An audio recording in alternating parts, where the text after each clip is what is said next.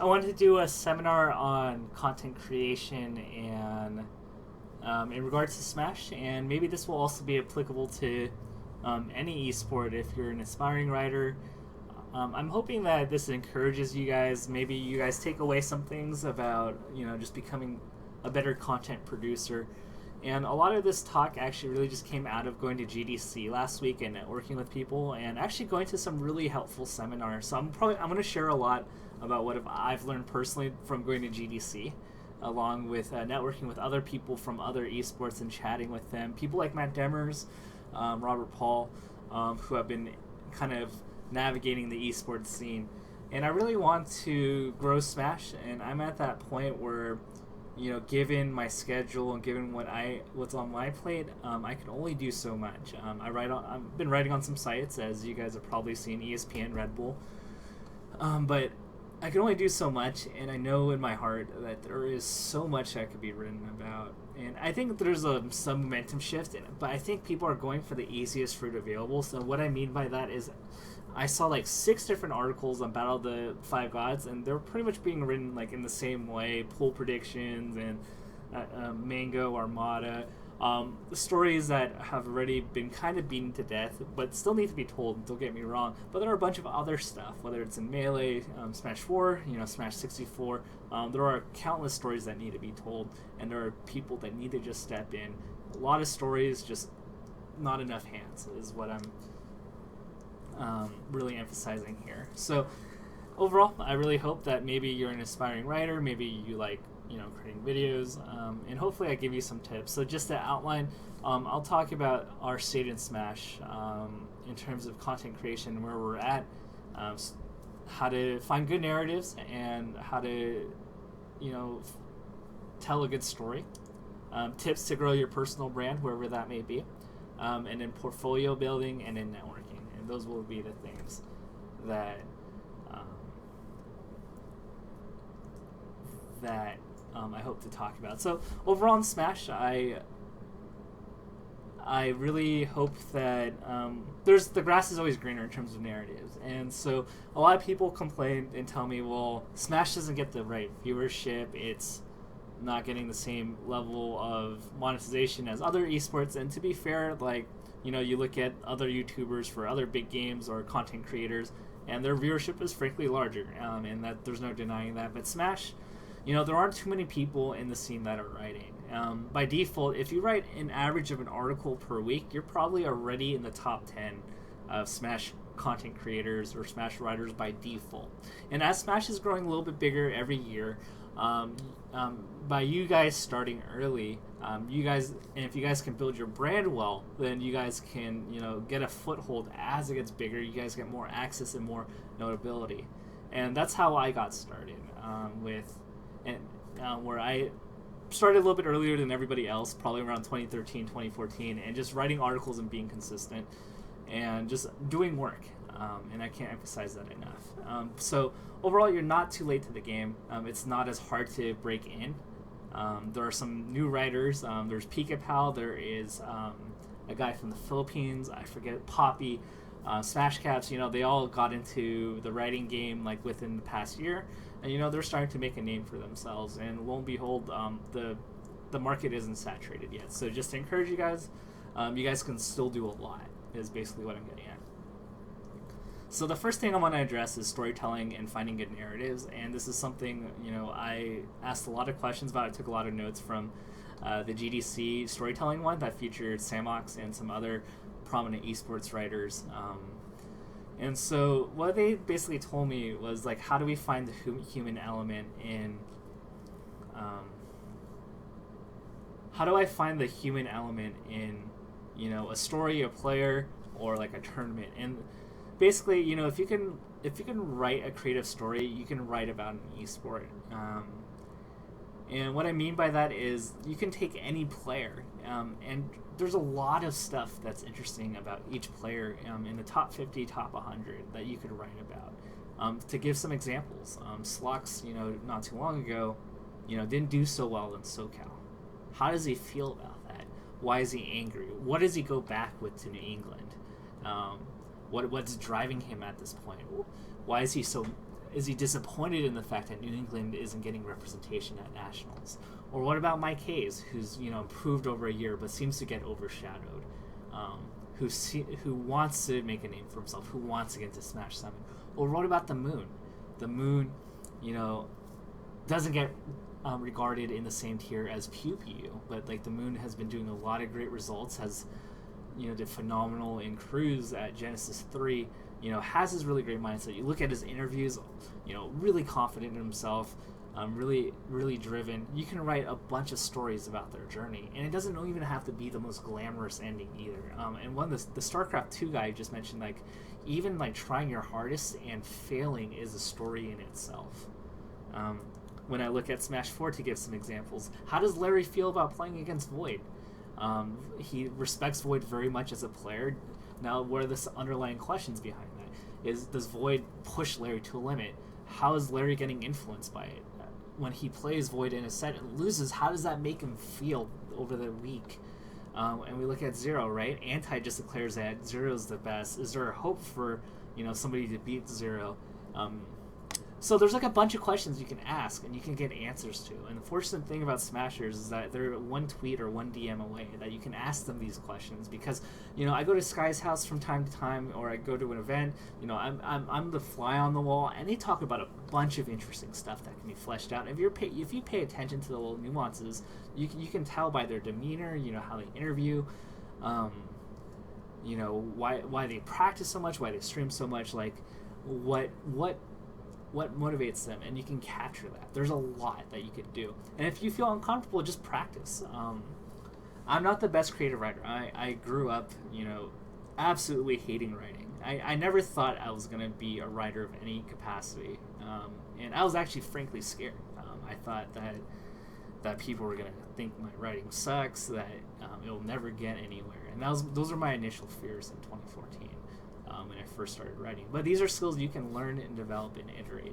Your first articles, if you're starting to get into storytelling, don't have to be perfect. You just got to be practicing. You got to be iterating and asking for feedback. And I think that's one of the main things that you can do right now for yourself is just write an article, flesh it out, see how it pans out. If it doesn't really work well, you learn from it and you make the next article better. One of the most embarrassing things I've done in the past is like just look at my old Melee on Me articles. Just search Tafo cancer, Daniel Lee or whatever, and just look. Those weren't the best articles, but I learned from them. I saw what the viewerships were. I saw what the feedback was, and I got better. One of my big pet peeves is a lot of people who ask me like, Daniel, is this a good idea? Daniel, like, I want to do this, but what would people think? Just honestly, just do something. Just do it. Do it. Promote it on Twitter. I will retweet you more often than not, and just see if it does well and improve on it. Put in an active effort. And this is one of the big things that also kind of peeves me about most content creators, not all, is that they give up too easily. And that's my next point. Is that after like 2 to 3 articles, they work a month, they're not seeing the viewership, they're not getting the upvotes, and then they give up. And the one thing that you could do to build your brand is just be consistent. Let us, and this is something that you can learn from. I can give Mango as a prime example. Mango does well in a stream because he's consistent on content creation, which is his stream. Tuesday nights, for a fact that he's doing Fun Day Tuesday. During the day he's playing Counter-Strike, he's playing Fallout 3, and that generally speaking that he will play on Tuesday nights, Wednesday nights, sometimes Thursday, and that I can reliably go on his stream, and that's why I love subscribing to him, and I love his content likewise. If you want to build a brand for yourself, create an article series, do something that's consistent so that over time, people will come back to your viewership and they will continue to read it. And that's what, I did personally with Tafo Stats. I, have made sure that for every big major that I run the hashtag, that I run stats, and I keep pushing at it. And that's really important. And there are certain writers that, I see them write like one good article and I know it didn't get the upvotes it deserved, and then they quit. And I'm just like, where did this writer go? And I just know that if they put in the effort, they constantly put in, like, I know that they could develop their brand, they could keep going, they could keep moving forward, and they will actually grow. But unfortunately, most people don't have the patience to go through that. It is a grind. It is tedious and can be frustrating at times. But that's one of the most important things you could do to build your brand.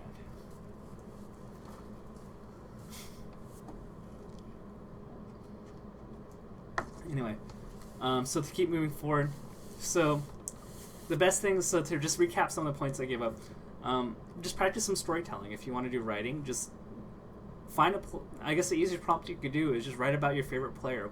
And I guess if you want to write 3 questions, what drives this player? What are his frustrations? What are the barriers that he has to overcome? And has he done it? It's basically like the hero's journey. Like when you talk about like Luke Skywalker in Star Wars or Simba in The Lion King, develop the story behind it. It doesn't. Keep in mind, this isn't the same as fabricating a fake story like the WWE.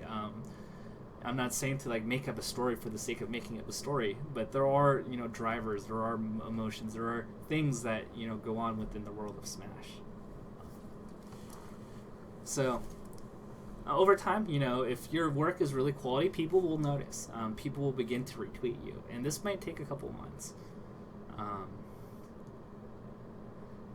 And if you are more familiar with the community, just like go talk to people. Talk to as many people as you can at an event. Ask them questions. Go to a streamer. Ask them questions, and get more. Breathe the community and figure out as much as you can. Somebody just asked in the stream, like, what if I'm an outsider? Well, you can still infer a lot. You can still learn a lot, and you can always ask questions. You can always try to use Twitter to DM people. So let's say you're building some articles. I think the best thing you can do is, continue to build good content. And as you see, like some of the articles that are bangers, they're AAA. These are the things that you'll say, like, this is my best article. These are the you should also build it yourself a portfolio. And the reason why that's important is, like, if you want to advertise or sell yourself to a major website that pays decently. Mail It On Me not being one of those, unfortunately. They're gonna, unless you're really well known and somebody's gonna vouch for you, then it's gonna be a really tough sell for people to contract you as a writer. And that's where building a portfolio for yourself is really important. And this is where you put your best work together and say, here are some of my writing samples. Here's what I've written on. Here's some of the metrics of my articles, viewership, page views, all that, so that you have a case for yourself to a person that might be interested in paying for content. And this is important whether you do writing or you do commentary or you do anything that you think is worthy enough as a commodity. Commentators now are starting to do highlight reels, and that's important as well. When you look at Papa Paint or Prague, they have video samples that they will show to people that are interested in hiring them.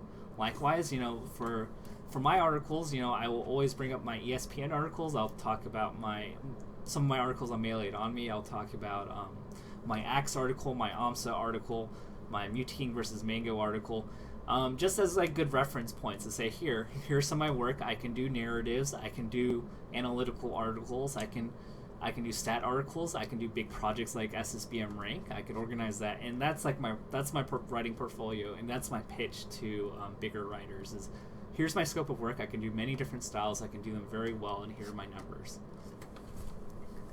So that's, and honestly, you can have your own blog, but like Smashboards, Myome, and other sites that are, not as the same tier as ESPN or Yahoo. They're always accepting writers, and that could be your launch pad to writing good stories. Of course, you can't be lazy either, and this is the other frustration, is that so many things like, I can write a crappy article on Mango versus Armada and just put it up and get views because it's Mango and Armada. Like, make sure your work is quality. Be proud of your work. Not to say that it's going to be perfect, but I would say begin with Smashboards and Mail It On Me. I'm always, if you just email mailitonme.com, you make a pitch, then, I'll put it up. Fortunately, I can't pay super well unless it's like a really, really, really quality article and we negotiate. I don't really have quite the budget, but this is where, you can get your brand, you can get your quote-unquote exposure, even though I hate that word. And that could be your leverage and stepping stone into bigger things. And the last thing you want to do is network. And this is something that I always make sure that I do at every event. So whether I'm at a Smash-only event, I'm always making sure that I talk with Smash 4 players, I talk with Melee players, and I just want to make sure that my network is good so that if I need an interview later, or I need to talk to a player, or I need some insight on a matchup, then I could say, hey, Nairo, hey Zero, can you tell me about what's going on here? Why is this match so important? Why are people so excited for Japan? So that I'm informed. I also make sure that I network with other people within the esports community, because they have the keys to getting you into other places. So for me, I networked with people like Matt Demers, who was very fortunate enough to invest in Smash and make it very easy to network with him. There are people like Hotbit, Slasher, that like every event, I've made somewhat of a name for myself, but I go to these events and say, hey, I'm Tafo, I'm from Smash, nice to meet you. And this is actually how I got a lot of my opportunities with ESPN, and potentially even Yahoo was actually through from people from the League of Legends community actually helping me out here. And that's really important because these are the people that can vouch for you and say like, hey, like Tafokins does really great work for Smash. Why don't you take a look at him? And so this is looking a little bit far ahead, but the power of a network, especially in content creation, is one of the most important things. The industry is really small, and you do not want to like burn bridges at all with people. I wouldn't want to burn bridges with Pika-Pal or Smash Caps if you're writing on Smash boards, because they're going to vouch for you to write on it. Don't burn bridges with Prague or myself and Melee It On Me, because then you will very likely not get openings. It's all relational. So overall, that's like a little bit far ahead, like assuming that you've developed a portfolio for yourself and somewhat of a reputation. So that's pretty much it for this little spiel. And then I'm just going to ask Q&A, and the Q&A will come up on its own section on YouTube.